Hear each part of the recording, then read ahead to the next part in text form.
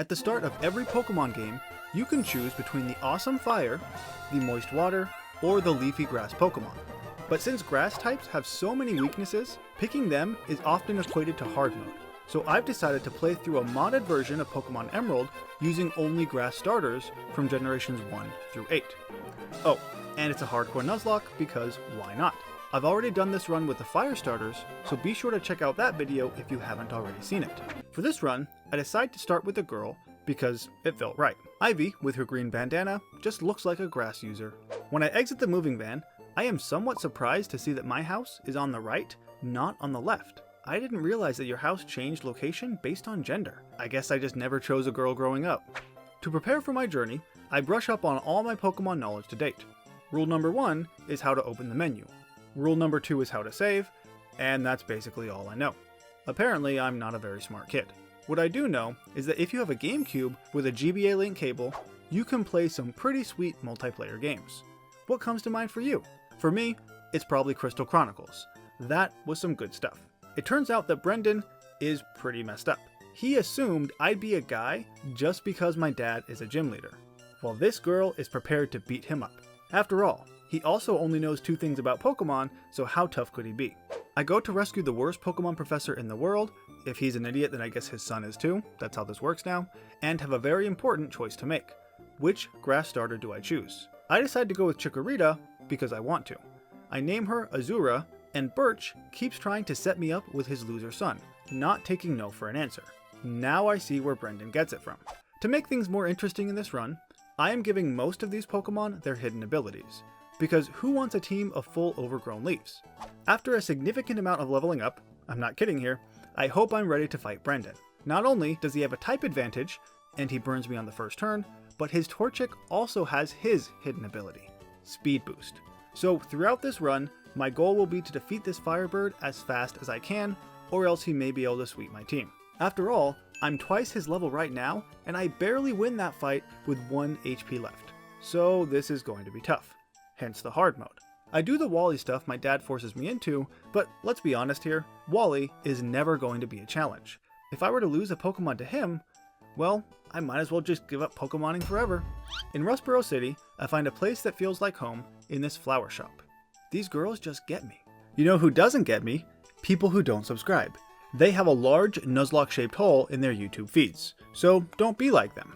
Before facing Roxanne, I want to show you that I made the TMs in this game reusable, which means you're going to see way more bullet seeds than you could possibly fathom. And now it's time for Roxanne. Her first Geodude takes a couple of bullet seeds and immediately falls.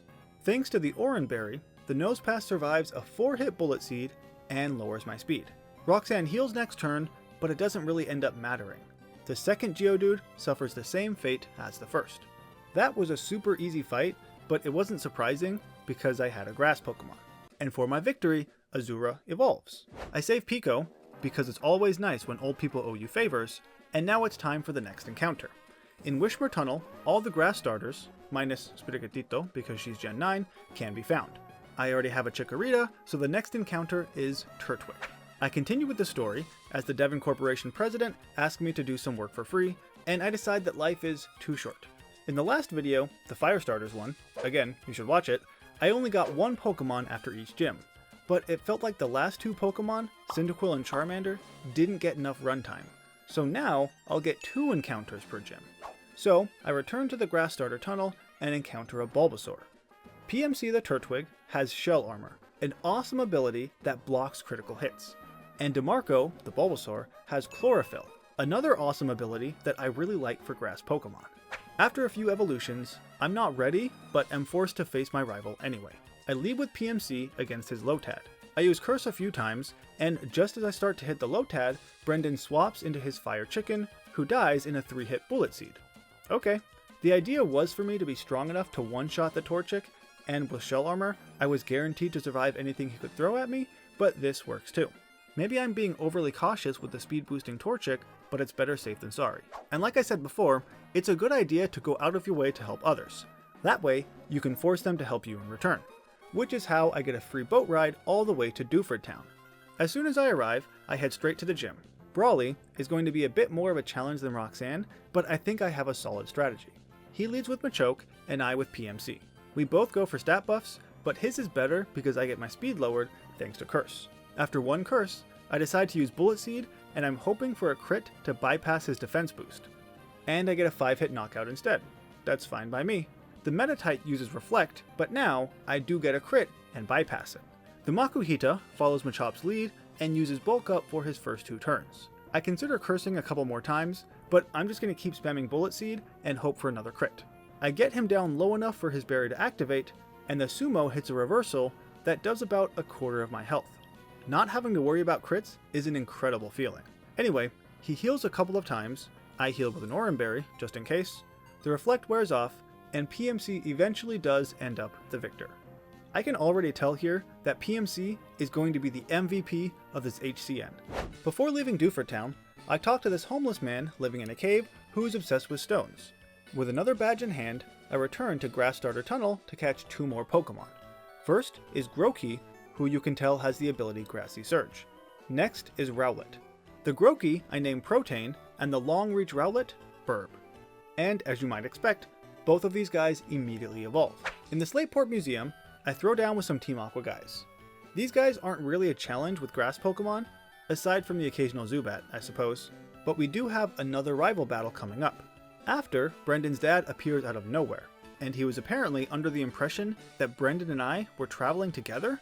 I certainly didn't tell anybody that. Sounds just like a thing Brendan would do. Time to teach him a lesson. I leave with Burb, who is at the level cap, in order to learn Pluck. A single Pluck takes out the Wingull, even after a critical Water Pulse. This baits out the Combusken, who gets an unnecessary speed boost from Flame Charge, but then also dies to a Pluck. Even though Burb could take out the Lombre, I pivot to Protein on the Fake Out, and finish off the battle by poking him with a stick. That's what you get for lying, Brandon. He tries to make it up to me by buying me a gift, but I can see his toxicity from a mile away. I want nothing to do with this guy.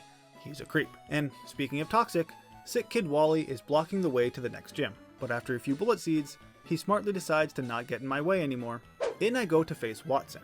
DeMarco takes a couple of rollouts from this Pokeball, responding with a Razor Leaf. After a few hits, I take out the Voltorb. The Magneton tries to paralyze me with a Thunder Wave as I heal it and respond with a Leech Seed. And then I'm immediately fully paralyzed, so fun stuff. After hitting with a very weak Razor Leaf, I bring out PMC on a Sonic Boom. Watson, again, tries to paralyze me, but falls to a Rock Smash Leech Seed combo. Manectric raises his attack, but I have really good defense, so I'm not concerned. After being paralyzed again, the Manectric falls to a second Bullet Seed. This move is just too good to exist so close to the start of the game. Though it did used to be only 10 base power, so I guess it makes sense. I decide to bring out Protein against the Electrike because I don't want to rely on PMC all the time. The grassy terrain boosts grass moves by 50%, go figure, so a single Razor Leaf knocks out the smaller dog, winning us the 3rd badge in the process. The next 2 additions to the team are a contrary Snivy named PM Melon, or PM Melon, which sounds like a successful businessman, and a bulletproof Chespin named Clark. I thoroughly defeat the entire Winstraight family, and per the rules of engagement, their house is now mine. Get out. Unfortunately, I found out that my new base of operations is within the blast radius of this volcano, which Team Magma, coincidentally, is trying to make erupt. Not on my watch, Maxie. I just got this house. I leave with DeMarco to Leech Seed the Mightyena, take a hit, and then swap to Azura. She sets up a Reflect before swapping to Clark. Leech Seed heals all the damage he deals, allowing Clark to get really buff. Twice, actually. The Mightyena then falls. This brings out the Zubat, and thankfully, the 95% accurate Rock Tomb hits, taking it out. Last is the Camerupt, but with my now +2 attack, a single dig is more than enough. That may have seemed like a simple strat, but I'll be honest with you, it took longer to figure out than I'd care to admit. With Maxie defeated, I have saved my new house. And a couple of the towns around here too, I suppose. Now it's time for the fight I've been dreading.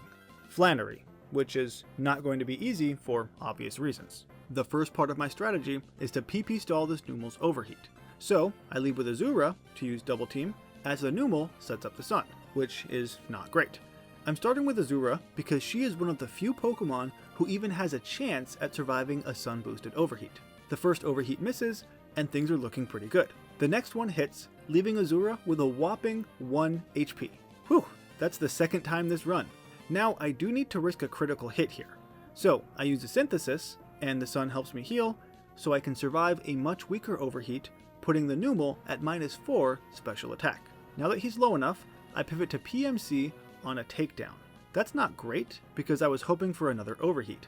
That might ruin things. I waste a few turns with Curse, as the Numel sets up the sun again, and hits me with his second to last overheat. Now, he has basically no special attack, so PMC should be safe to stay in. And his very last overheat gets me down to only 6 HP. Again, I couldn't have been crit, but I didn't expect the takedown damage, so I thought I would still be in the orange. But that's okay. With this, I pivot to Protein to set up the grassy terrain, and finally bring out Clark, who heals only a bit less than the Numel's takedown does. And you can probably see what's coming next.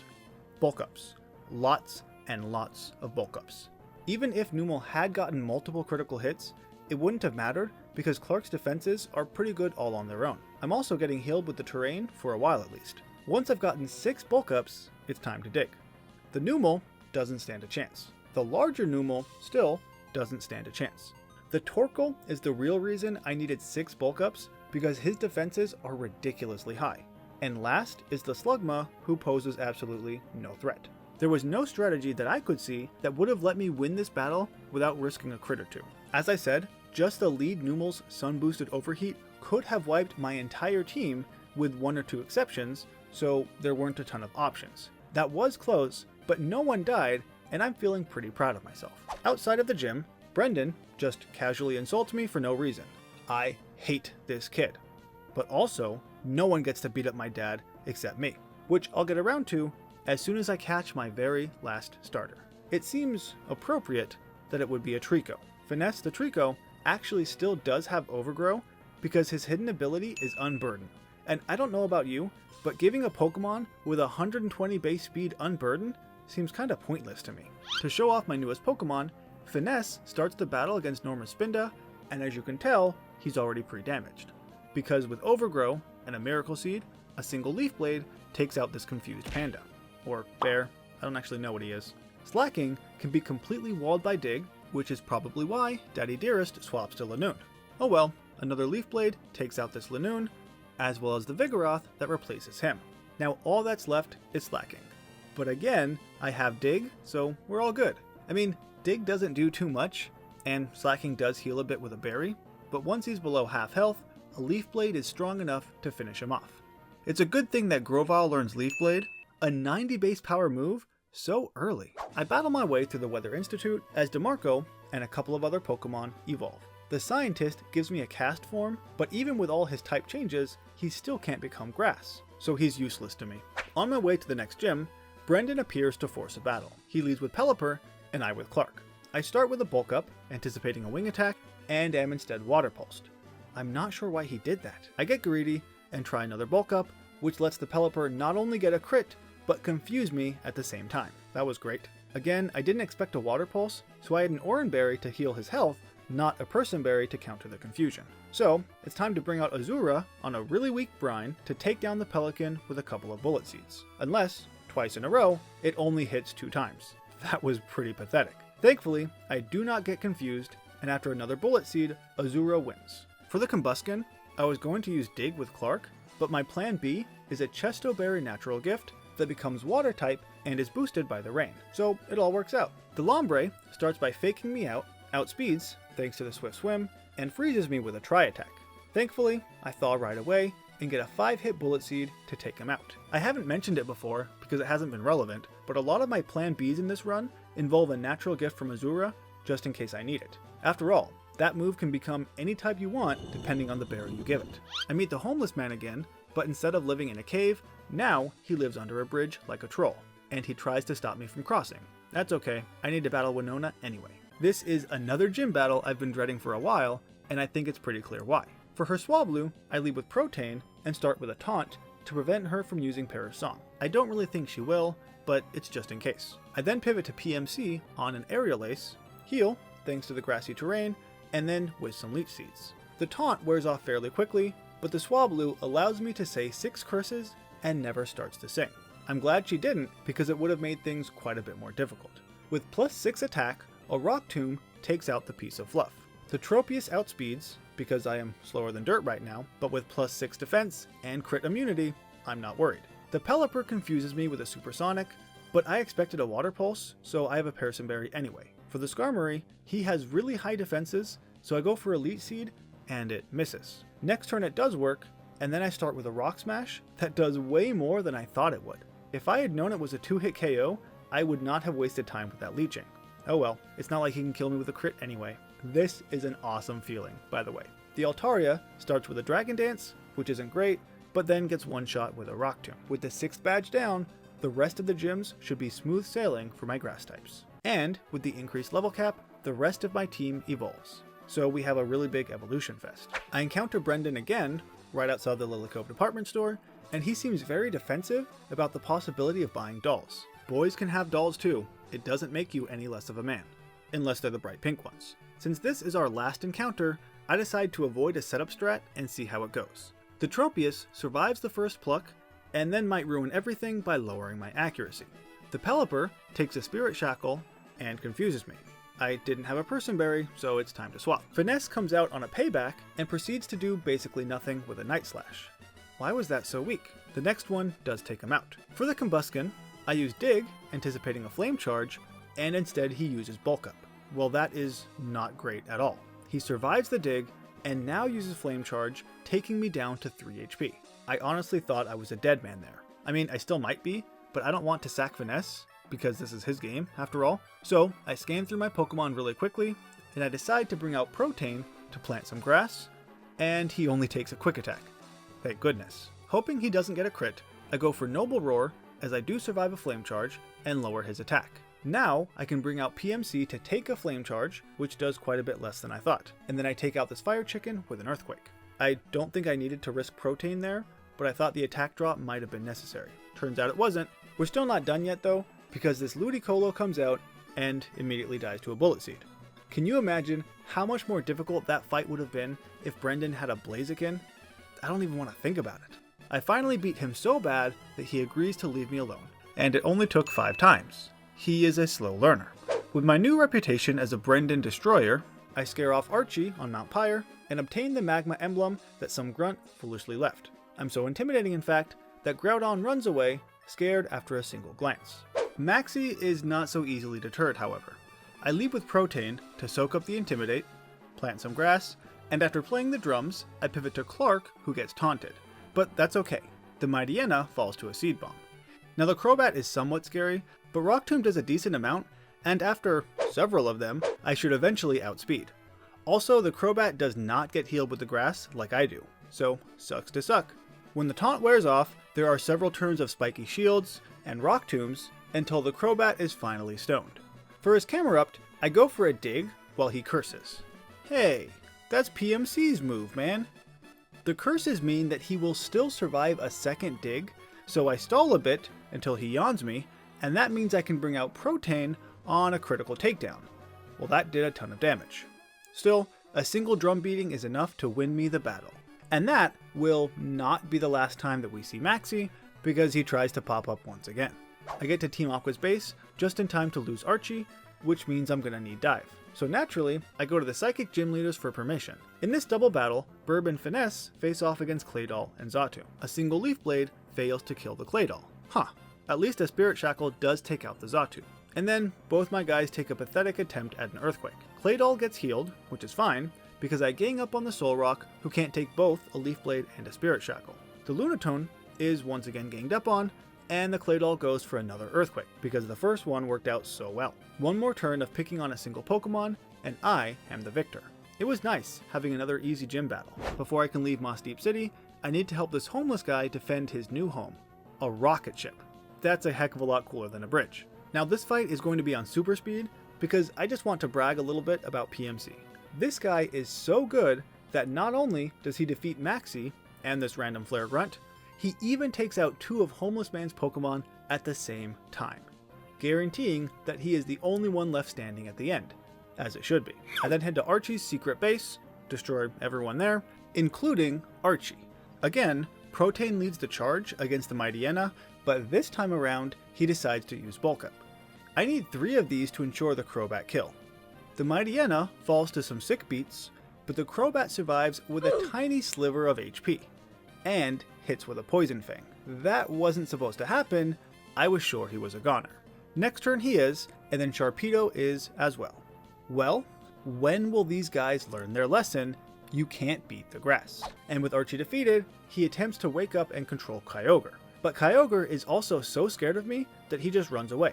I'm a very intimidating preteen girl. Kyogre and Groudon meet in Sootopolis for their annual staring contest, unaware of the destruction their abilities are causing.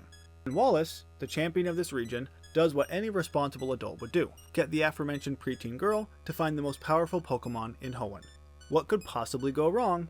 I must be even scarier than I thought though, because even Rayquaza can't bear to face me. And hold up a second, are they just running away because I'm ugly? Because that would be rude. Regardless, Rayquaza tamed the other two legendaries with the magic trick of staring into their yellow eyes without blinking once, and they were frightened and slunk away. Even though I just saved the world, I, unlike Cantonian Ash, still have to earn my gym badges. Hoenn leads with Love Disc, and I with DeMarco, who I haven't used for a while. I start with Sunny Day to get the Chlorophyll boost, heal Confusion, and then hit with an overkill one-turn Solar Beam. Against the Wishcash, I take the opportunity to use Growth, which in the sun sharply boosts both attack and special attack, in case you didn't know. This guy ruins my sun, meaning I need to waste a turn to set up another one, and then an overkill Solar Beam takes him out too. The Celio falls in one Solar Beam, as does the Kingdra, thanks to my +2 special attack. Last is the Crawdaunt, who doesn't stand a chance. With 8 badges in hand, I immediately head to Victory Road, where I encounter this Wally kit. This should be another simple battle. I start with Clark, who uses a spiky shield on the Altaria, and takes him out with a Dragon Claw. Or not. That needs to stop happening. Clark takes a 4 times effective Aerial Ace that was not great, but does finish off the Altaria. Oh, and now I get a crit? Even though I'm low on health, I think Clark can still do this. The Delcatty hits a really weak feint attack and falls in 2 Seed Bombs. For the Roselia, I go for a Dig to avoid her Toxic, and that doesn't work. In recent generations, Toxic won't miss for a poison Pokemon. This, apparently, includes the semi-invulnerable turns of Fly and Dig. I didn't realize that was going to happen. So, 2 turns of Toxic, followed by a weak Giga Drain, and Clark dies. Honestly, this was completely avoidable and was such a stupid mistake. I should have swapped after the Altaria fiasco. I wanted him to do it on his own because that's what I envisioned. I'm sorry, Clark. You deserve better. I'll bring out Burb to finish off the Roselia, and then the Gardevoir with a Spirit Shackle, as well as taking out the Magneton. And that's the story of how I, being an idiot, allowed little nobody Wallace to kill one of my Pokemon. I normally get more careful as the run nears its end, but here I was just overconfident. Before facing the Elite Four, I returned to Mount Pyre to find that Archie and Maxie are now the best of friends, who do everything together, including the return of stolen goods. Speaking of stealing, that's why I'm here. I need to steal a spell tag from these ghosts. Now it's time to face Sydney. I lead with DeMarco, not expecting to keep him in. I try using a Growth just in case, and I get sand attacked. Figures, I wanted DeMarco to try a sweep, but I didn't expect Sydney to actually let me. Instead, Protein comes out on a crunch, and he does get to use a single bulk up to take out the Hyena with a Brick Break. With that attack boost, the Absol, as well as basically everybody on Sydney's team, falls to some broken bricks. Crawdaunt is the exception, where I instead use an unnecessary Wood Hammer just because I can. I was going to have Clark sweep this guy, but Protein is pretty good too. The Phoebe fight, I'm afraid, is even less exciting than Sydney. With my newly obtained spell tag, all Burb needs to do is Phantom Force all of her ghosts. I was surprised that Dusclops died so easily. The Sableye does survive the hit, and has already used 2 double teams, but thankfully, I don't miss my Leaf Blade. And then we're right back to a Phantom Force spam for her last 2 ghosts. It's cool that we've had several Ghost starters now, because I think that Ghost is an awesome type. For Glacia, I will once again try to use DeMarco, but this time it should work out a lot better. I start with a single Growth, and tank this Celio's pathetic Ice Ball. I wanted to have Clark here as well, because he was immune to Ice Ball with his Bulletproof, but oh well. Then, a Giga Drain takes out the Seal. The Glalie is a bit tougher, meaning I need to start a Petal Dance. This continues to knock out the next Celio, as I get confused and heal with a Berry. For her last 2 Pokemon, I simply start another Petal Dance. It's guaranteed to hit at least twice before confusing me, so I was at no risk here. Good job redeeming yourself, DeMarco. You didn't even need a Solar Beam. The Drake fight is going to be a long and drawn out battle. The problem is that his Shelgon can lower my speed with Rock Tomb, so I need to PP stall that move. I do this with a combination of Protect from Protein, then swapping into PMC to heal with the grass, and also using Protect. Once his speed is too low, I pivot back to Protein to reset the grass, Protect, and then pivot back to PMC. Eventually, all 15 PP is gone, and when I bring Protein out, it's on a Protect. That was actually really nice. I need to try and get 3 bulk ups to ensure a Silk Scarf sweep. The Shelgon, though, immediately gets a critical double edge, taking me down to about half. Yikes. I still need to risk 1 more bulk up, take a Dragon Claw, and can finally start my return rampage. Everything goes well for the Altaria and for the Flygon. With 3 bulk ups, even with the Salamance's Intimidate, it shouldn't matter, and it doesn't. Nice. He was by far Drake's scariest Pokemon. The Kingdra somehow survives the hit with a tiny sliver of HP and uses Dragon Dance. Now if he starts attacking, this could be bad. But I assume he's going to heal, so let's give Return 1 more chance, and it does the exact same thing. Crap. Please heal again, Drake. He does, and finally Return does what it's supposed to by returning the Kingdra to its ball.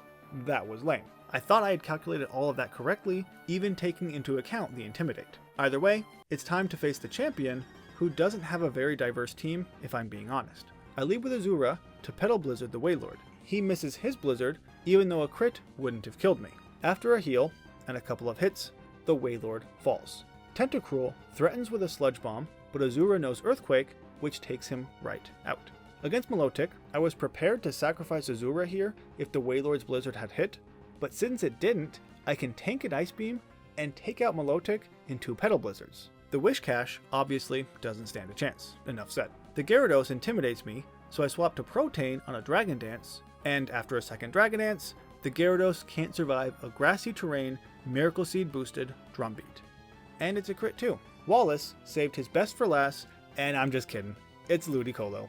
I mean, he does survive this drum beating because it wasn't a crit, but he doesn't even try to hit me. He's just so scared. And with that, my grass starters and I, minus Clark, have become the champions of Hoenn. That being said, there is one last major battle. This unnamed homeless guy found another cave to live in, which is a huge downgrade from his rocket if you ask me. And apparently, he has some pretty strong Pokemon. His Metal Bird starts off against my Ghost Bird. I use a Nasty Plot to boost my special attack, and he only uses Spikes. Fine by me, a Shadow Ball, and he is a goner. The Cradily is next, who does survive and confuses me. I didn't think he would be out so soon. That's unfortunate. I needed Spell Tag to ensure some of these kills. I decide to stay in, and I hit through Confusion to knock him out. I again hit through Confusion for the Armaldo, but he survives the hit, which he wasn't supposed to, and responds with a strong Aerial Ace. I bring out PMC on what I thought was a heal, but that's okay, his defenses are good enough. After an Earthquake and a Synthesis to heal, the Armaldo falls. Metagross is next, and falls in 1 Soft Sand boosted Quake. The Aggron does not, however, because of Sturdy, but he only retaliates with a weak Dragon Claw. Last is Claydol, who takes a critical Wood Hammer straight to the face.